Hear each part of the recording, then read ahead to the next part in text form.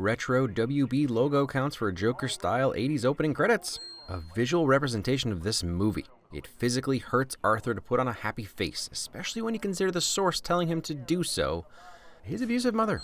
In addition to these awesome tracking shots, you might notice how little of the sky we see, and it's deliberate. Even when we do see the sky in a wide, it's overcast. Other times, buildings were digitally added to make Gotham its own oppressive character in the movie that's always trying to crush Arthur.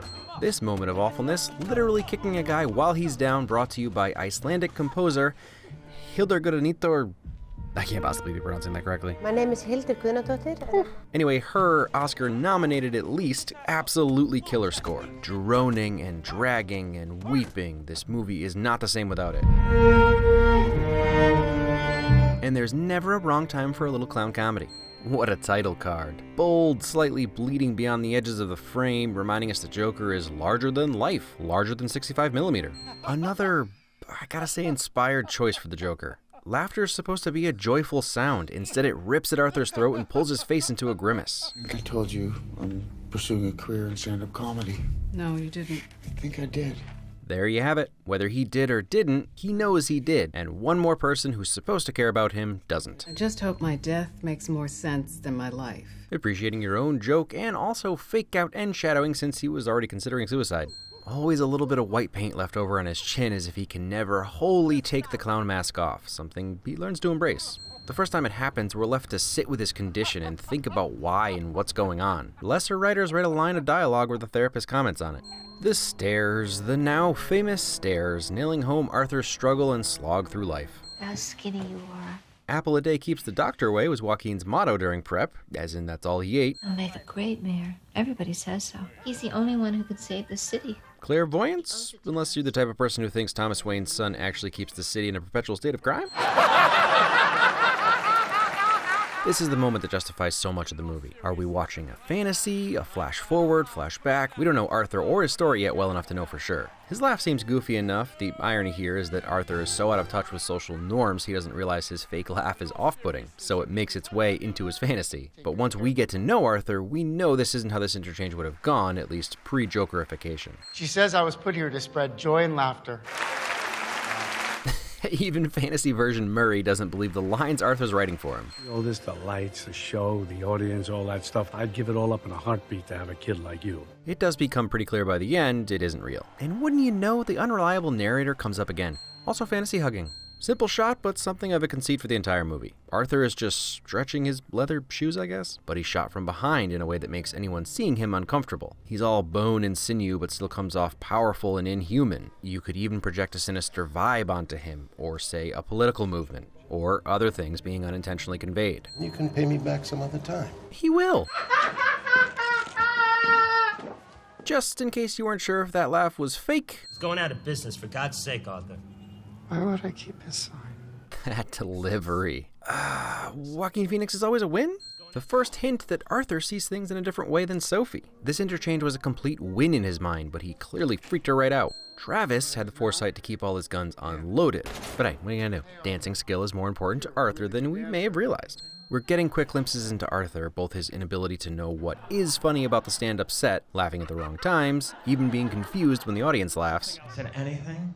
And she said, Also, we get put into Arthur's shoes by missing the punchline since Arthur wouldn't know it anyway. He's trying to learn how to be a comic the same way you would learn to drive a car by watching Formula One, or maybe a local drag race, but still.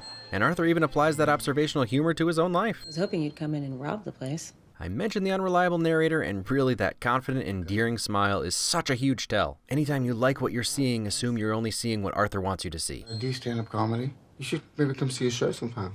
Yeah. You let me know when? Not to mention agreeing to that after confronting him about stalking her. Oh man, something that should have us worried for Arthur is actually terrifying when you remember that it's coming from the Joker. I'll admit, when this scene started, I was literally thinking, come on, we get it. He's having a rough life. You don't need to, oh, never mind. We also don't see Arthur reach for the gun, adding to the unreliable narrator and the snapping factor of these murders. Not to mention Arthur's gun is a Smith & Wesson Model 36, a .38 Special, which is a revolver that holds 5 rounds. 1, 2, 3, 4, 5, 6, 7, 8. I don't think this guy is reloading. Some people felt the dancing was just quirkiness to be weird, but the dancing is a pretty big part of Arthur and his connection to his own reality. He dances freely as a clown because he can and he wants to. He also believes he's a great dancer, and when he's feeling powerful, playing with his new gun, coming up with jokes he thinks are funny, murdering 3 people, he almost can't stop the dance. And now his own personal dance music drowns out the world as he slips into fantasy. You could even look at the dancing as the start of the veneer of reality peeling back for Arthur. Is that part of your new act, Arthur? If your dancing doesn't do the trick, you're just gonna shoot yourself? More clairvoyance. And the guy was singing that his name was Carnival, which is crazy because that's my clown name at work. Which could be evidence that the story is an embellishment at best. Even I didn't know if I really existed. All I have are negative thoughts. Trailers destroy good lines, make them gone, and then memes reduce them to atoms. Still a line, still a meme. Eek, John Wayne Gacy reference? Still think Arthur's an antihero? Ugh, that's relatable in the worst way. You open your mouth to speak and your vocal cords just don't work, or you get to breathe before speaking. Smile. I guess Domino is pretty lucky if she can make the crowd laugh. Again, feeling powerful after his date, so more dancing. You're gonna kill me. You're gonna give me all. We cut right past the initial confrontation, another jarring smack to the senses. Thomas Wayne's backstories vary from version to version, but for this world to have the general public seem to embrace him as the beacon he often is, but of course, in Joker's version of events, he's just plain evil. The subtext of Joker creating Batman this time, even foreshadowing their future meetings with the bars between them. You stretch enough clown shoes, you can choke the life out of just about anybody. He said I wasn't funny enough. Each step along Arthur's transformation, we get moments where he peeks his head above his previous limitations. Each new level of confidence coincides with an event. The murders, learning the truth about his mom, and the confrontation of his supposed stepbrother. I also think he stopped his meds and they're leaving his system slowly. It's left open-ended after his last meeting with his therapist when he actually stops taking them. Am I supposed to get my medication now? Even the doors hate the poor in this society. Not everything's subtle. Ooh, a glance that suggests he's breaking free from his fantasy right there. Everyone laughed at me. Well, no one's laughing now. You can say that again, pal. Of all the terrible things to happen to Arthur, that's number 1 the worst. Murray just repeated his punchline and got a laugh as if Arthur's intent wasn't precisely that self-deprecation style humor. Look, the delivery wasn't perfect, but he would have gotten a chuckle. Sometimes the taxi driver nods are quick and subtle, other times... Not exactly a match cut, but a fun transition nonetheless. Unsettling scene either way, but first, particular neurological disorders crave confinement like a security blanket. You could also say Arthur went into his cocoon and Joker came out. Not sure how, since that looks like one of those lock from the outside fridges. Fun fact from this creepy silent screaming scene, John Cashin is also an Arkham inmate on Gotham, the show. Quick thinking. Yikes, just breezing over the lobotomy there. Things are falling into place. And now, as it starts to unravel, we get to see Arthur remembering the one real thing that happened between him and Sophie. Is that a J? And the horror strings slowly lead us to confirm what we've been suspecting for a while. Since we're already talking about the score, how about the shining horns marking Arthur's exit? Pain and terror mixed into an uncontrollable maniacal laugh, almost like Arthur has no control over his transformation. This just in, only Joaquin is up to the task of this thorough impersonation. Knock, knock. The saddest part is that I believe Arthur thinks he'd get a laugh from that punchline. You know, sometimes it's hard to keep your brain from thinking, oh, right, because he's Joker. But when you consider that Arthur vindictively wants to play the part that Murray created for him as the failed comic Joker, and he's ready to take credit for the murders, he needs to embrace the persona of the murderer, who had that green hairpiece. It makes sense. What's with the makeup then? My mom died. Celebrating. Honesty? Hoyt said that, they Creepiest stance and look ever. Thank you, Brando. Thank you so much. I just want to... Brutal, I suppose. Yeah, brutal. What a freaking tense moment that's perfectly Joker. Every other murderer would be worrying about Gary talking, considering killing him. So we're freaked out that the chain lock was a ploy just to mess with Gary. But he's full Joker now. He likes Gary and he only kills awful people. Nothing else matters. And And now the stairs that were a symbol of Arthur's struggle to climb up are a breeze to dance down as he fully embodies his new skin. Dancing not in private, not for work, but because it's part of who he is and he's gonna let it out now.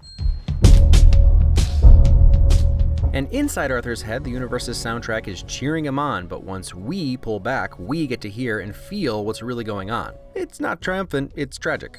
And it's not a perfect match, but the track seems to be at least based on a slowed down version of Gary Glitter's Hey song. I'm gonna keep bringing this up, but I really like the idea that Arthur is just living out a fantasy at this point. He's lost his grasp on what's real, and even if everything that's happening is 100% real, all his fear is gone because he sees himself as the architect of his own reality and truly has nothing to lose. No remorse, no guilt, it's funny to him. And he's cool with that now. Well, let's get this right out of the way. I know, but badass bad guy. Joaquin just knows how to play a camera. And to me, those aren't tears of torment, they're tears of self-realization of his dreams coming true. Hey, it's Mr. Franklin, buddy. Come on. Glow is good. So are comic book movies. We had creepiest, now witnessed most sinister and foreboding. There's the moment he decided to just die wouldn't make him madder, but maybe taking Murray out with him would. Ever since I killed those 3 Wall Street guys. And our Kings of Comedy homage. And why should we believe you? Got nothing left to lose. I like this movie up until Joker goes on The Murray Show, but it was so much less a Joker movie. It was mostly those flashback scenes in The Killing Joke, and without cutting back to Joker, didn't feel like Joker. And now that he's fully detached from reality, Arthur feels like the Joker. What I love is not that he kills Murray or even his speech, it's that Arthur's fantasy, Arthur's version of reality, which up until this point was not reality, takes over. And it's as if he entirely believes he's inside a fantasy, and it's released him from his tics, stutters, and condition. Think that killing those guys is funny? I do. And I'm tired of pretending it's not.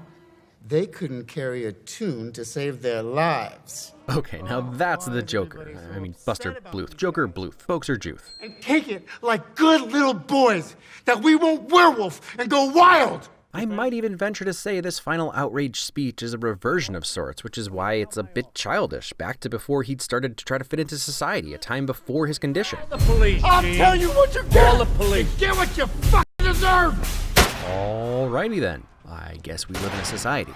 And look, that's it. That's the line that a million articles tiptoed around while claiming this was going to incite the incels, and holy cow, is that not what's happening here? At best, or worst, I don't know, it's a mentally ill man ready to die to be seen killing a man who wronged him. At worst, or best, it's a condemnation of the upper class, the powerful class, billionaires and career politicians, lack of social safety nets, or even on a micro level, a guy like Wayne punching a mentally ill man in the nose rather than even listen to his story, let alone help him, or his ex-family employee Penny. If he saw this place, it would make him sick. Yeah, that's what would make him sick. I'm not sure how anyone can walk away thinking Arthur or the riots he's inspired are alt-right and not just a violent Occupy movement. What am I missing here? I'll go to bat that ultimately Arthur truly isn't political and anything he started was completely accidental, but if you have to pin him on one side, it's not the white supremacist side. He doesn't hold a single position in line with them, and the riots are not divided on racial lines at all, they're divided on class lines. He's mad at the elite. Again, even that's a stretch because he's just the Joker now. Chaos is his MO. It's terrible, but he's actually allowing himself to laugh this time because even though he thought killing the 3 Wall Street guys was funny, society told him he shouldn't laugh. But it's all out in the open now. Another parallel from earlier. Free on the bus? Depressed. In cuffs in the back of a cop car? Elated. Isn't it beautiful? And actually even more parallels. No matter how much he planned, he never knew what to do with the gun after the joke. Again, that this Joker origin is just a guy living out his last day that turns into forever is really compelling. He had nothing to lose because he was ready to die, but then thought, maybe one more joke? But then he didn't die, so he still got nothing to lose, so why not keep going? He's free. So free that he doesn't even try to escape being arrested at this point. Again, if Arthur has any ideology, it's that he believes no one sees him. That's why this moment is so important to him. The reason he tears up, and also a fantastic reason to continue down the Joker path. Kills 3 guys, gets articles written about him, starts a movement. Kills a talk show host, Gotham burns, and his new henchmen rescue him from the cops. And using the blood from his rebirth car crash to form the Joker smile, sometimes on the nose is just what you need. And regardless of how icky you might feel, it's a moment he's been practicing for. Whether this laughter is his condition or not, he's embracing it now. The outbursts were always when he was afraid or stressed, and now that he's trapped, living out his perpetual last day, he can just lean into it and let it happen rather than fighting it. Almost like he can let the laughter guide how he should feel rather than feeling conflicted. What's so funny? It's somewhat ambiguous. He could just be thinking about how funny it is that he inspired the murder of Bruce's parents, or at least he thinks he did since he didn't actually see this happen, and if he's clairvoyant enough, could realize he inspired Batman. Or maybe the entire movie is the joke. Maybe he's a seasoned Joker who's gone up against Batman a million times, and this is just the fantasy version of his rise to power that's capped off by him being the reason Bruce's parents are dead, and none of it happened. He's just an Arkham plotting his next escape, literally making his therapist drop her guard so he can get the jump on her and kill her and escape. Not to mention the commentary on the state of mental health treatment, where he's just been passed off to another caretaker that wouldn't even know to ask about his condition, because They don't give a shit about people like you, Arthur. And they really don't give a shit about people like me either. I mean, she could have at least done the same amount of background research she did for Frank T.J. Mackey. Or maybe the joke is on us? The entire movie was a story Joker just told the therapist in order to make us, the audience, feel sorry for him when he's just a bad dude. Or we could try to connect some dots. When someone says you wouldn't get it, people often respond,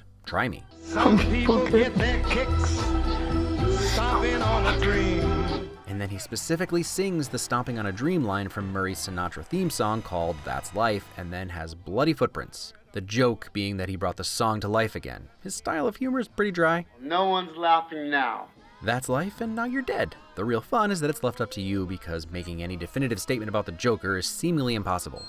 I already covered it, but just to reiterate, the idea that a movie like Joker would inspire mass shootings or any kind of violence is dumb sensationalism from people/sites looking for clicks and quotes. It isn't supported by any of the numerous studies done on the topic, and we all need to stop megaphoning it. In fact, the only connection ever found has been a reduction in violent acts, because if people are at the movie theater, they're less likely to go violencing. Doesn't even matter what the movie is about. Movies, music, and video games don't make people more violent. And even beyond that, Arthur doesn't kill because the system mistreated him. He kills because They were awful.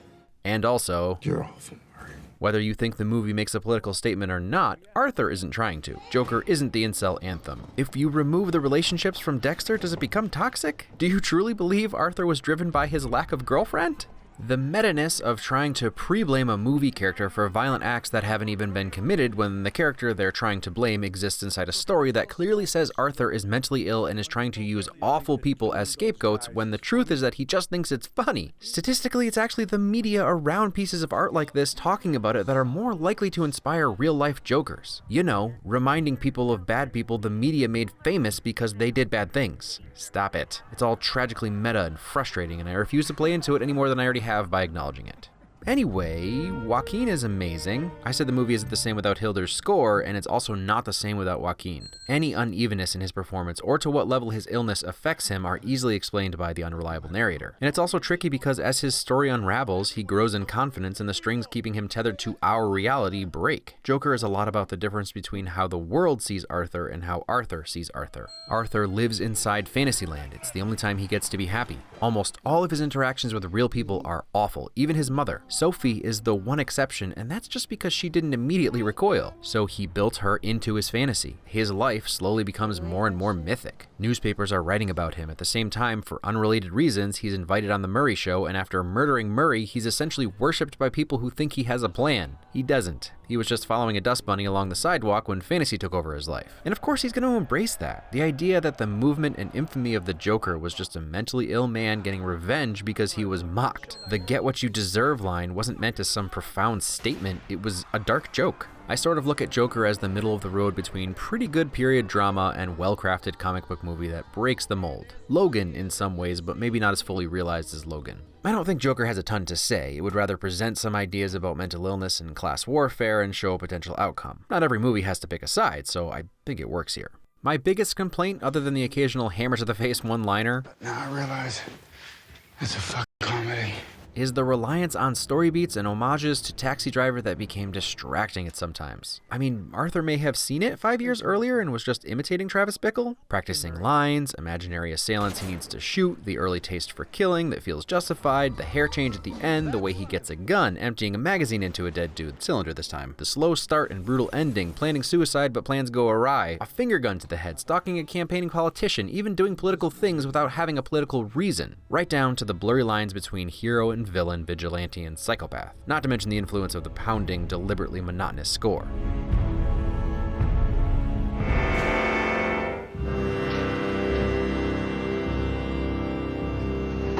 Homages to The Killing Joke are more excusable. Truthfully, neither has any more of a complete message than Joker. Joker is just a bad day story. How far can you push people before they snap? Travis had a line, Jim Gordon has a line, but we specifically didn't see it in The Killing Joke. Arthur clearly had a line. And I'm not about to pretend like Joker handles its portrayal of mental illness well at all. Sadly, that's not a Joker problem, it's a comic book problem, so I didn't expect them to reinvent the wheel. Every Joker from Nicholson to Ledger to Leto all had some form of mental illness. But we're cool with a billionaire in a batsuit punching them in the face really hard and then sending them to an insane asylum/prison where they receive no help because comics? To be fair, Bats straight up murdered Nicholson, so there's that.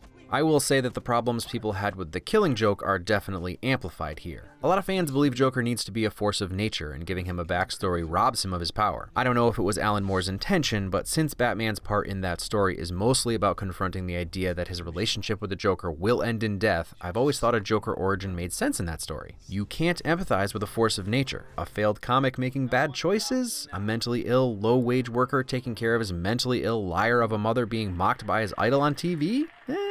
As far as whether she's a liar or not, there's some evidence to suggest that Thomas is Arthur's dad. Penny has that picture Thomas wrote on the back of, and it's a little strange that he knew Arthur was adopted if he wasn't intimately involved in Penny's life, and really did plant the papers and story, and maybe even got her committed. Like I said in part 1, the fun is that we don't know. We don't need to know. It could all be inside Arthur's head anyway. Reception to this movie was super divisive, and I totally get why not everyone loves it. And even I understand why it made you nervous, even if I don't agree with the reasoning. However, there's something I've been slowly learning about critics and general audience members alike. This will sound strange coming from me, but every movie has a slew of problems from the overt to the minuscule. Flawless movies don't exist, and whether those flaws bother us depends in large part to how we feel about the movie. There's a razor-thin line between masterpiece and schlocky try-hard nonsense, and the line can shift based on our emotions. Every single movie will fall apart when you start picking it apart objectively. I'm not joking. Lord of the Rings is full of plot contrivance, plot convenience, characters acting like aliens, and often just plain hot nonsense on more than one occasion. They are still masterpiece films. Taxi Driver itself exists in an alternate reality 1970s New York. The dialogue from 40, 50, 60 years ago in general was always painfully unrealistic. I think that you are the most beautiful woman I've ever seen. Thanks. An insomniac mentally ill cabbie builds a quick-release sleeve gun contraption in an afternoon. And then we have Scorsese, who never doesn't use narration, the one universally agreed writing crutch we all know you can't use. But the good outweighs the bad. It was new and inventive, and we like the way the movie made us feel. Even if you feel bad at the end, you can like that feeling. And so we let the problems slide. Or we don't even notice. Change our emotions and the problems will be all we see. And that includes social or political statements we interpret affecting our experience. This probably isn't news to anyone. Obviously, our feelings matter. It's just frustrating to watch the same exact people complain about the exact same detail in one movie and defend it in another. I'm sure I'm guilty of it as well, because the truth is, we can't completely control our emotions, and pure objectivity is pretty much impossible for humans. I guess Joker got us talking about some things, and I'm glad that the original hysteria has subsided. We'll have to wait a few decades to see where this movie lands in history. You don't always have to say something to be remembered.